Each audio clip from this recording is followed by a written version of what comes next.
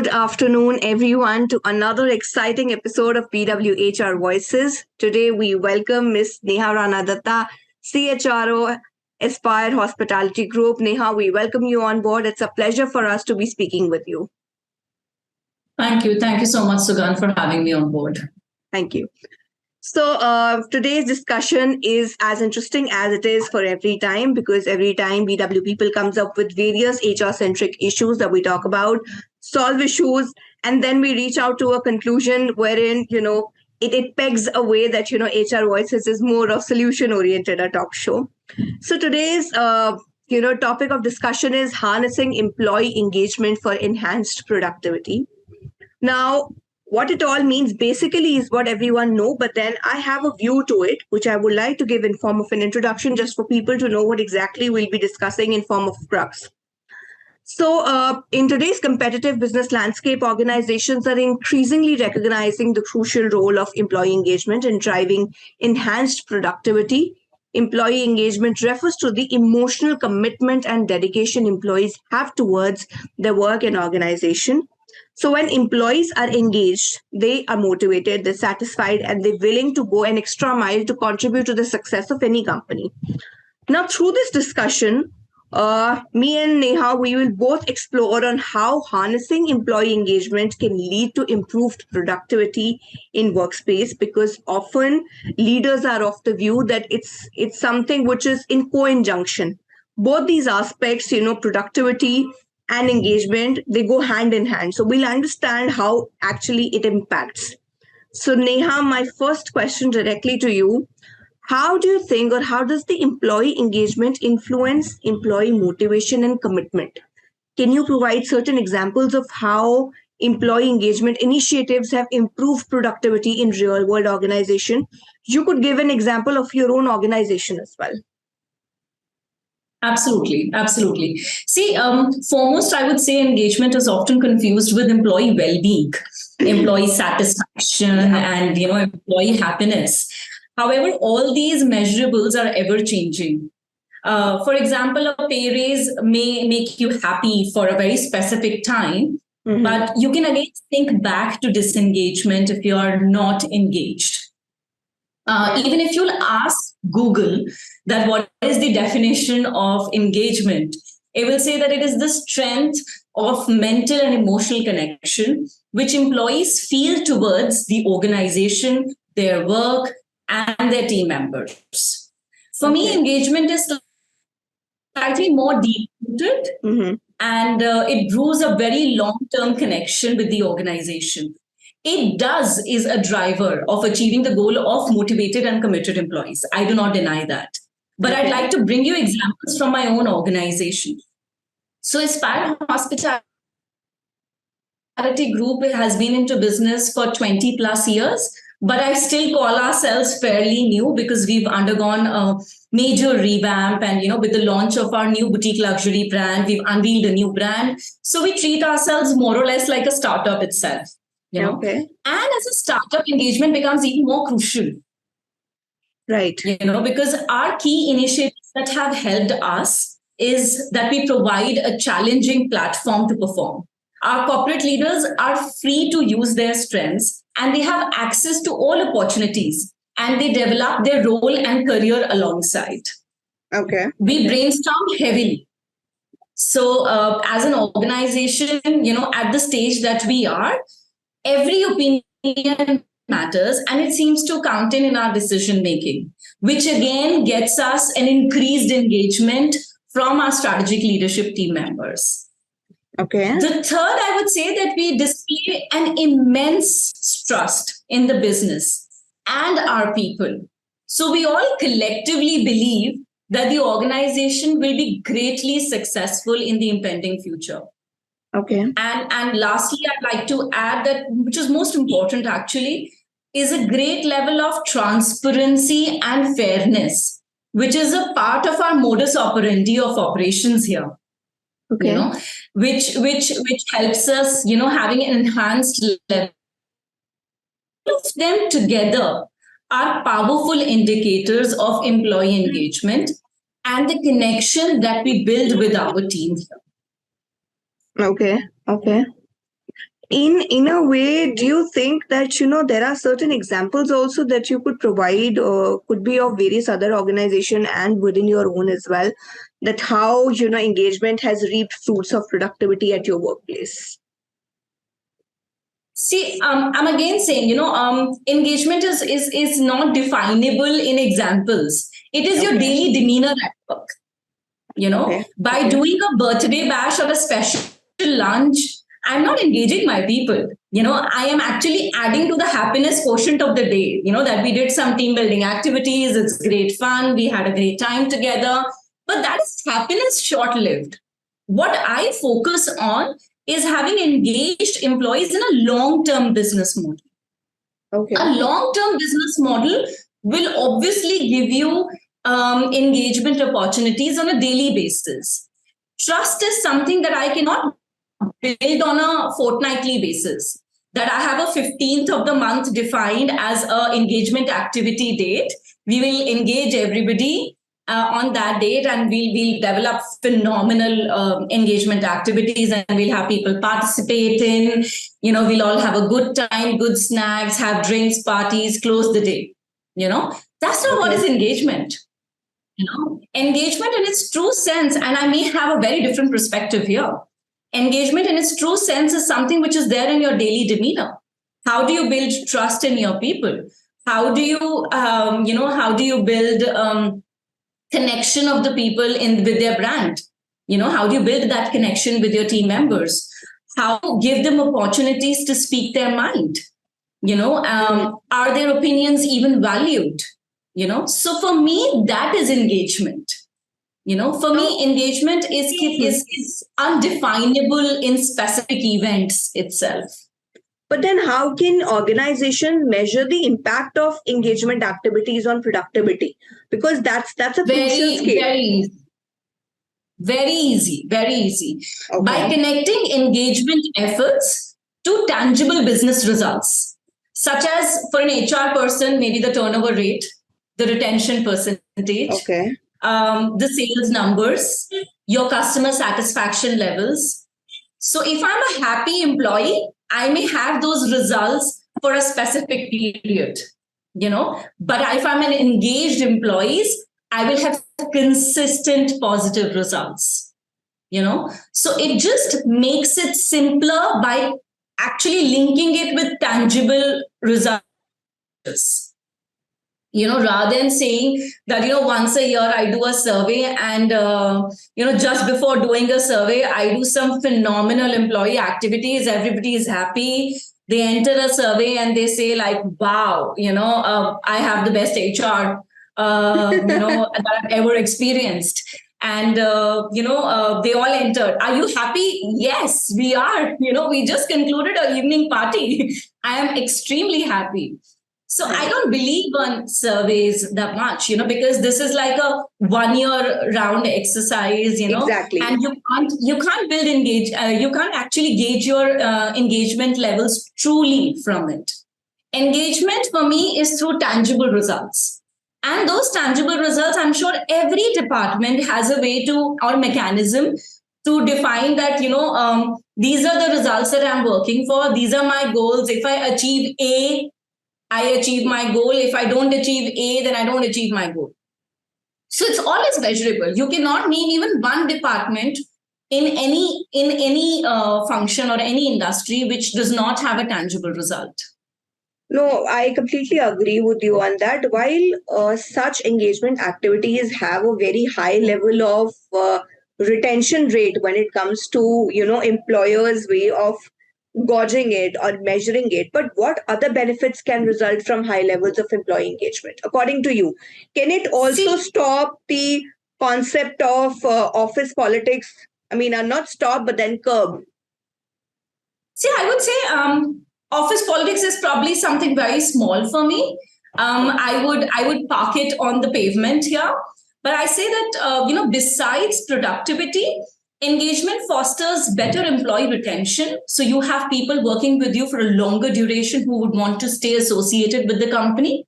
Hmm. An increased customer satisfaction, because it may sound cliche, a happy employee is a happy guest. but that's the true reality.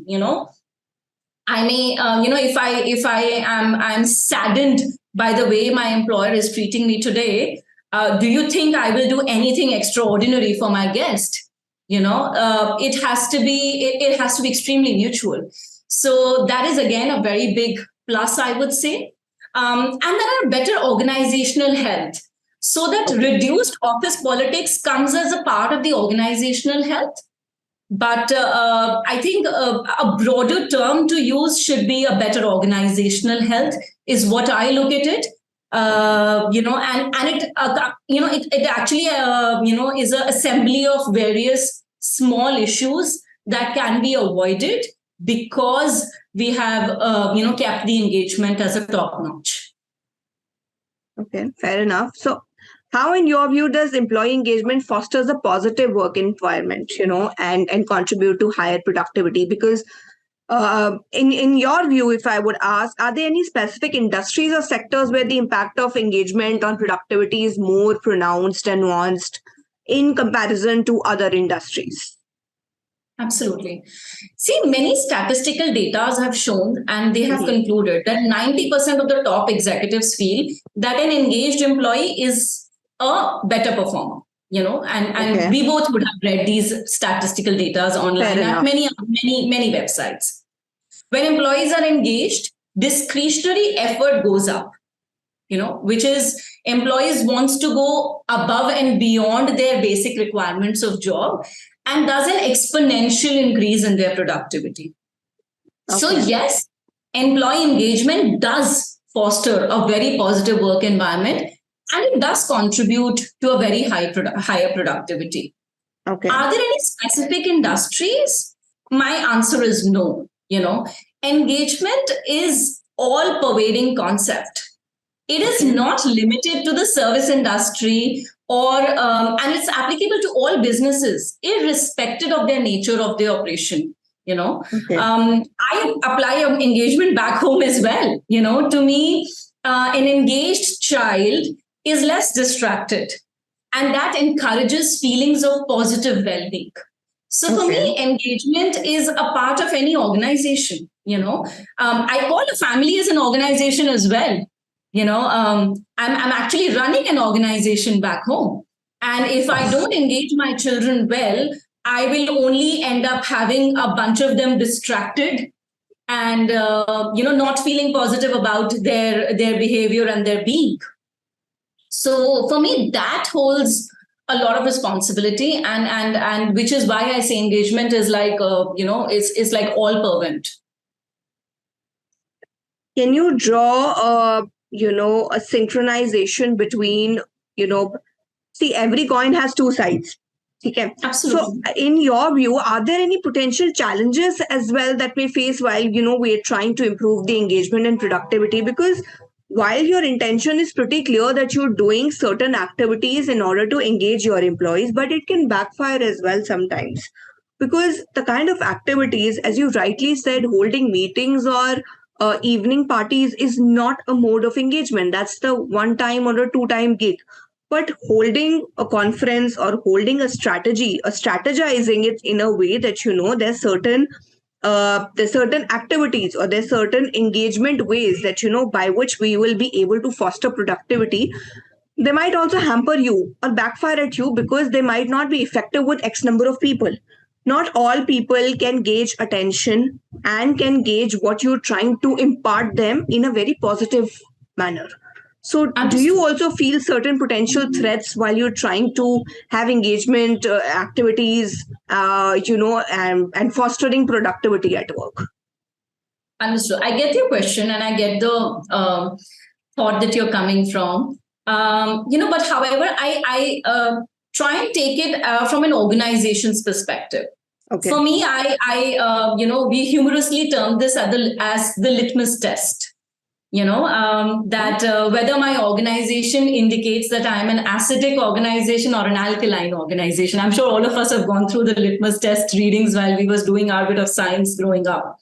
So, I define litmus test as lack of intent, incentive, training, mentorship, universal trust, and stimulus. If Okay. these parameters are taken care of, your engagement is never going to fall back on Okay. so there Okay. shouldn't be a lack of all these potential stimulus that we require to be successful at our engagement activity, because the lack of them are the only potential barriers to engagement and productivity.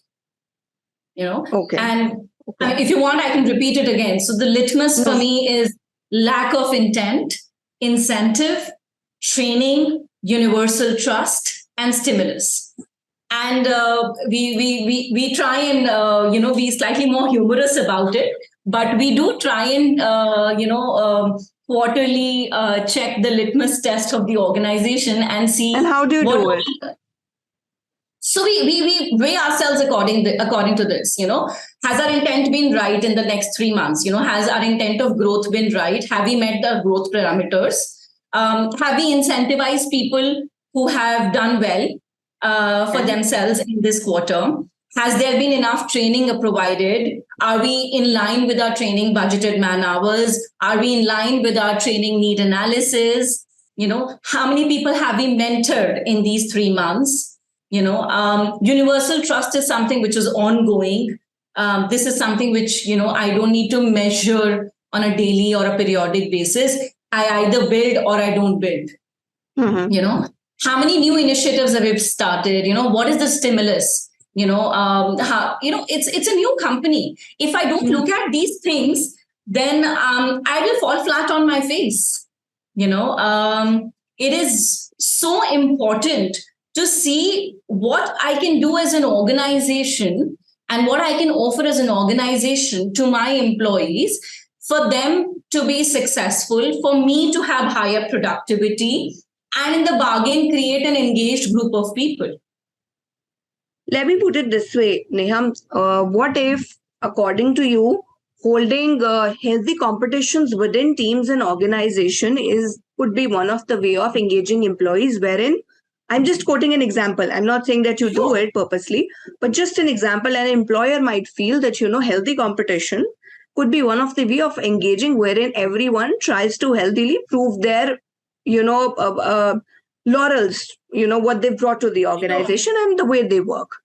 And me, on the other hand, let's say if I'm an ex-employee, I might not take this in a very positive sense. It means I might take it in a way that very humorously and very smartly my employer is trying to check, if I'm there loyal to the organization or not, or if I'm working or not, or is maybe questioning my productivity hours. I might take it in different ways, but your intention is not that. But then how can we curb such thoughts in an employee's mind? See, I think any competition doesn't define your loyalty, your intention, or your ability to stay with the organization any longer. I think any competition only defines your ability. Okay. Okay. Any competition at workplace cannot define any other intent other than ability. My ability to get results is something that I can define, and my ability is can be very different than yours. How can I Mm, put up a sales gentleman against a finance guy? fair enough. I cannot. Right. There is absolutely no They both comparison. carry different expertise. Exactly. For me, competition is great showcase of ability, but it doesn't define anything beyond ability. Okay.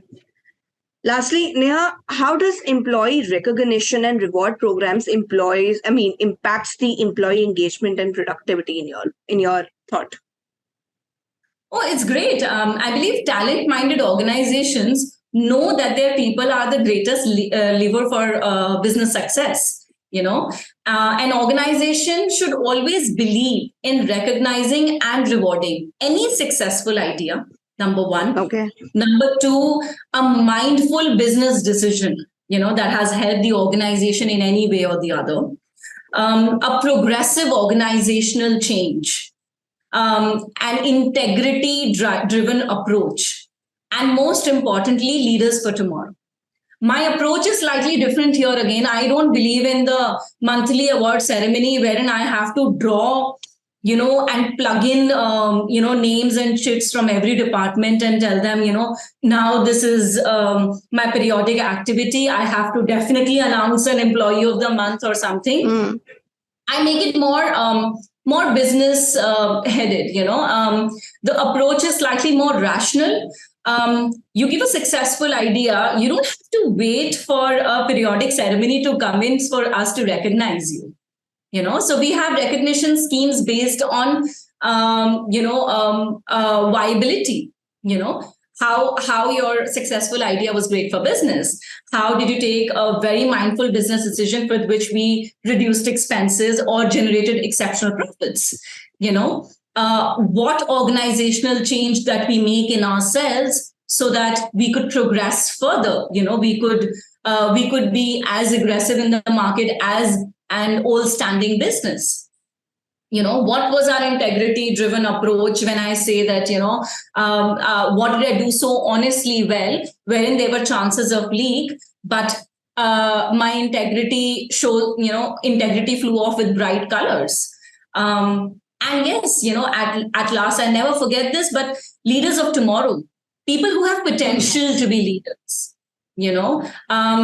it's when I say leaders, I always say this, there are only two types of people. Either there are leaders or there are no leaders at all. You can't make a non-leader leader, but you can make a leader a great leader. You're naturally either a leader or not a leader. So there are some basic characteristics that you need to be a leader. And I value that. I recognize that. Is leadership a quality that can be imbibed, or you say that, it is something that comes from within? It cannot be imbibed. See, any imbibed quality is always a traineable quality. But any quality which is inherent, number one, with something that you're born with, something that you have a natural intellect with, is something that can be made better. So I, for example, you cannot tell a non-leader to have a risk-taking ability.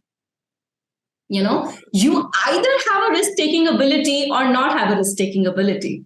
The moment you have the risk-taking ability, you're in the leader category. The moment you don't, you are in the category of being an exceptional number two, an exceptional ground worker, an exceptional deliverable of performer, but not probably an exceptional strategizer, because you need that, risk-taking ability for that.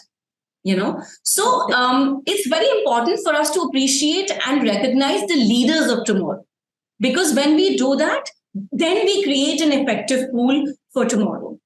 This will alone define a connection with the organizations present to the organizations tomorrow. I would say reward and recognition does purely that. You connect your present with your tomorrow. You may reward for your present good deeds, but you're creating leaders for tomorrow. You're creating people who are highly motivated for tomorrow. And that overall will reach up, in great engagement levels and towering productivity levels, which an organization will kind of healthily enjoy in the long process. Fair enough. Thank you so much, Neha. It was such an enlightening discussion with you, wherein you actually drew analysis as to how one should think while talking about this aspect in the direction. So you've actually given a way for people who are still struggling. So there's still employers who are struggling to strategize it, very rightly said, but it is the need of the hour. As an employee also, I feel it is the need of the hour. You cannot just have gala time and celebrations and make it as or team it up as employee engagement. No, that's not engagement. That is something that you're rewarding, or maybe, as you said, adding to the happiness quotient of the employees.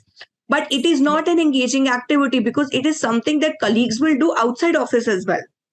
Absolutely. So it's not something new that you're doing for them. While if you are strategizing and if you are imparting them with certain, let's say, abilities or skills, that is something which is an engagement activity and which will help employers to have high retention rate of their employees within the organization. Absolutely. That is Absolutely. what I've Very well drawn from done. the conclusion. Yeah, Thank you yeah. so much, Very well done. Neha. It was such an enlightening experience hearing from you. Thank you so much for your time, for imparting the knowledge that you have with all the examples and the real life, examples that you've shared. Thank you so much, Neha. It was indeed a heartening experience conversing with you. Thank you. Thank you so much. Likewise, I had a great time. Thank you so much.